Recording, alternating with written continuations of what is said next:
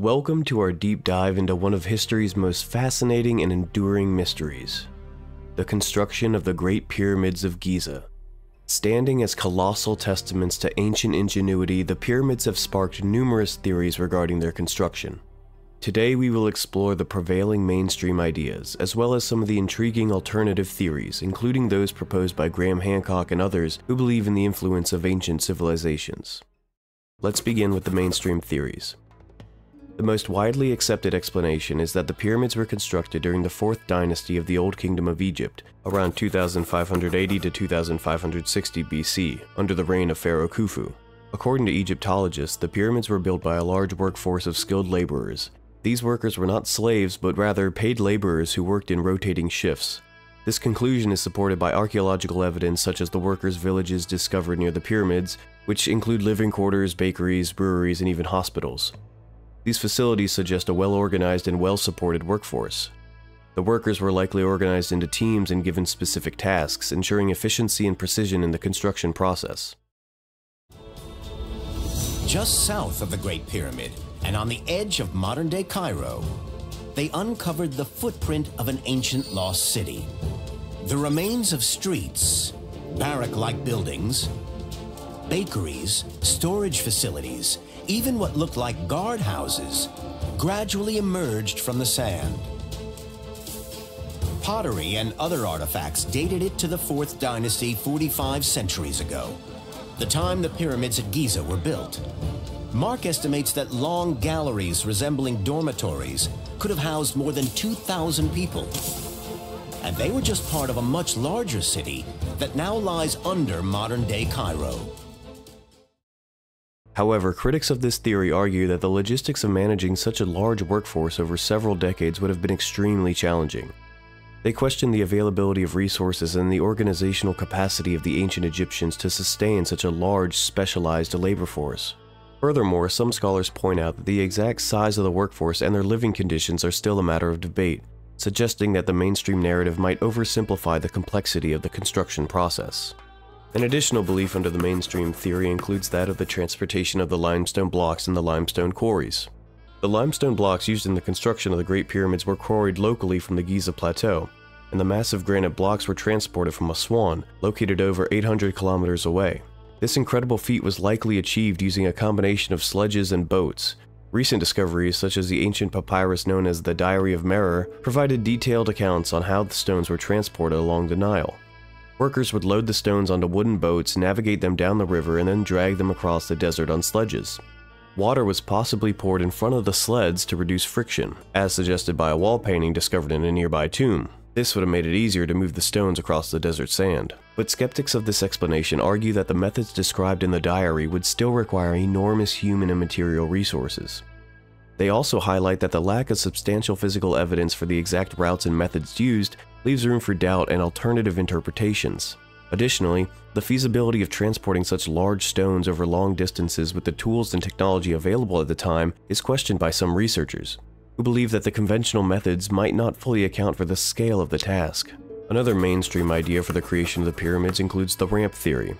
The logistics of lifting and placing these massive stones have led to several ramp theories. The most popular ramp theory suggests the use of a straight or zigzagging ramp made from mud brick and limestone chippings, which was gradually lengthened and heightened as the pyramid rose. This type of ramp would have allowed workers to haul the stones to the higher levels of the pyramid. Other theories propose a spiral ramp wrapping around the pyramid or internal ramps built within the pyramid structure. The spiral ramp theory suggests that the ramp spiraled up the exterior of the pyramid, providing a continuous path for transporting stones. The internal ramp theory, proposed by architect Jean-Pierre Houdin, posits that a corkscrew-shaped ramp inside the pyramid was used to move the stones, which might explain the pyramid's precise angles and smooth surfaces. But critics point out that there is limited physical evidence supporting the existence of such ramps. The vast amount of materials required for a ramp long enough to reach the pyramid's top would be immense, and no substantial remnants of such ramps have been discovered yet. Additionally, the internal ramp theory, while innovative, lacks direct archaeological evidence within the pyramid structures. Some experts argue that the wear and tear on the pyramid surface would show more definitive signs of ramp use if they were indeed employed as extensively as suggested. While mainstream theories provide a plausible explanation, they do not address all mysteries. This has led to alternative theories that often spark heated debates. One of the most prominent voices in this field is Graham Hancock. Graham Hancock posits that the pyramids are a remnant of a lost civilization that existed thousands of years before the conventional timeline. According to Hancock, this civilization possessed advanced knowledge of astronomy, mathematics, and engineering, which they passed down to the ancient Egyptians. He suggests that the alignment of the pyramids with the stars of Orion's belt and other astronomical features indicates a level of sophistication that mainstream Egyptology does not account for. And here's Robert Bauval's Orion correlation. And one of Robert's strongest critics is Ed Krupp from the Griffith Observatory in Los Angeles, who doesn't accept the correlation. Nevertheless, he does accept that according to the pyramid text, the pharaoh rose to the stars as Orion. Egyptian astronomy recognized Orion, at least his belt, as the celestial incarnation of Osiris. And I want to pay tribute. What confronts us at Giza, in my view, is a three-dimensional representation of the sky of about 12,800 to 11,600 years ago.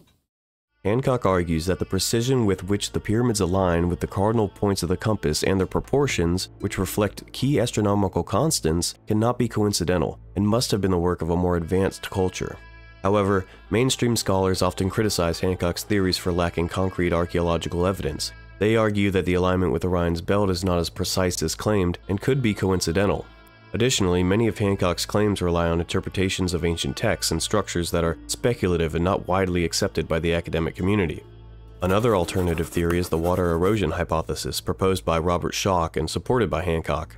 This theory suggests that the Sphinx and other parts of the pyramids show signs of water erosion, indicating they are much older than currently believed. Schoch argues that the patterns of erosion on the Sphinx could only have been caused by prolonged exposure to heavy rainfall, which would place its construction date back to a period when Egypt experienced a much wetter climate, possibly as far back as 10,000 BC. This hypothesis challenges the conventional timeline of Egyptian history and suggests that the Sphinx and possibly the pyramids were constructed by a much earlier civilization. However, geologists and Egyptologists who oppose this theory argue that the erosion patterns can be explained by other factors such as wind erosion and the natural degradation of limestone over a millennia. They also point out that the archaeological context of the Sphinx fits well within the timeline of the 4th dynasty, with no definitive evidence requiring drastic redating. Another topic under the alternative theories includes the advanced engineering techniques.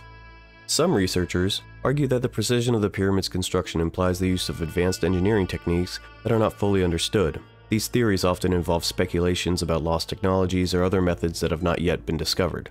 For instance, the idea that the Egyptians may have used a form of concrete or geopolymer to cast the stones in place rather than carving and transporting them.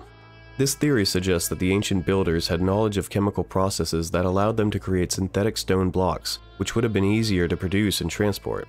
Additionally, some propose the use of sound or vibration technology to move and place the massive stones. Critics of this theory argue that there is no substantial archaeological evidence to support the use of advanced engineering techniques like geopolymer concrete or sound technology.